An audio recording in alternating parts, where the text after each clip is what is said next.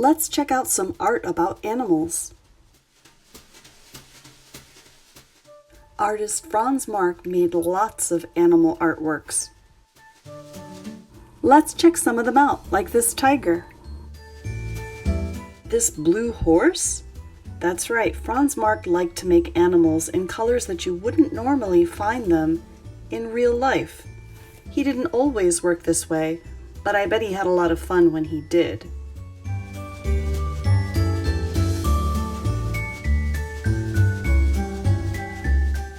Can you find the different colored deer in this artwork?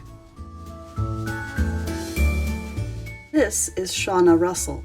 She also likes making colorful animals in her artwork. Her animal artworks include pet portraits and different wild animals like bears. She works using watercolor paints.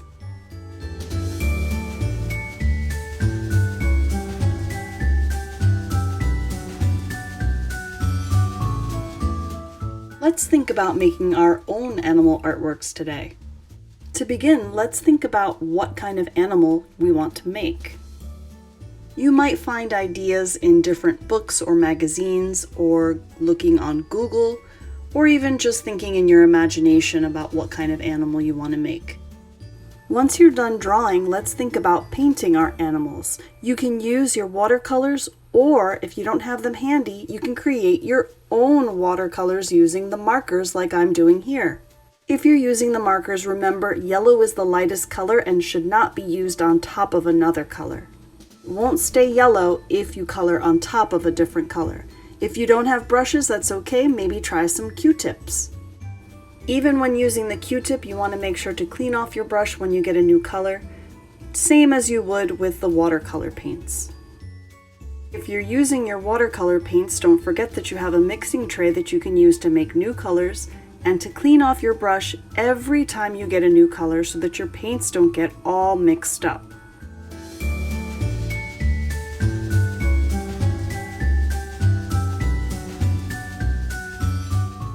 Be careful not to add too much water to your painting, otherwise your colors will run into each other.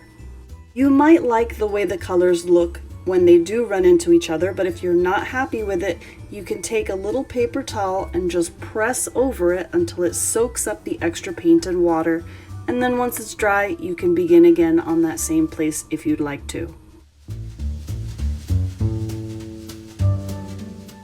Something you might think about as you're working with the paints is creating textures. So with my bird, I want to show the feathers, and so I'm using short brush strokes and creating the feathers.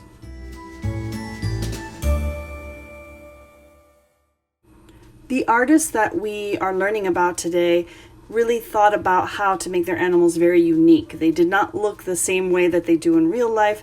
I chose to use polka dots to make my bird different.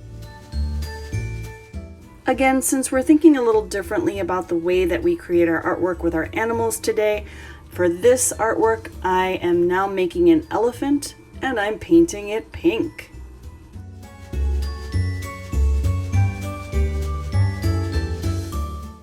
Are you getting any ideas of the types of animals you might want to make or what colors you're going to paint your animals?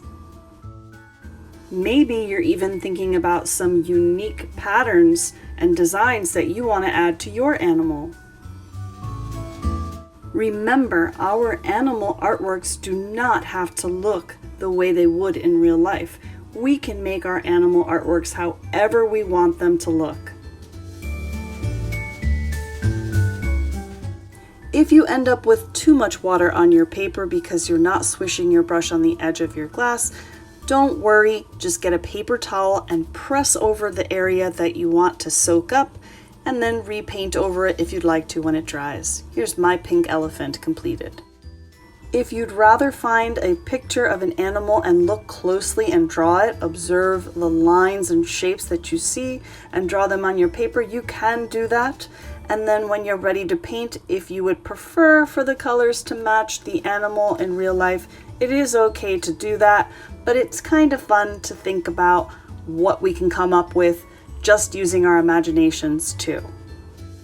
I outlined my clownfish using black paint, but if you prefer to use a Sharpie before you paint or once your work is dry, you can do that. I can't wait to see your works. Don't forget to clean up after yourselves.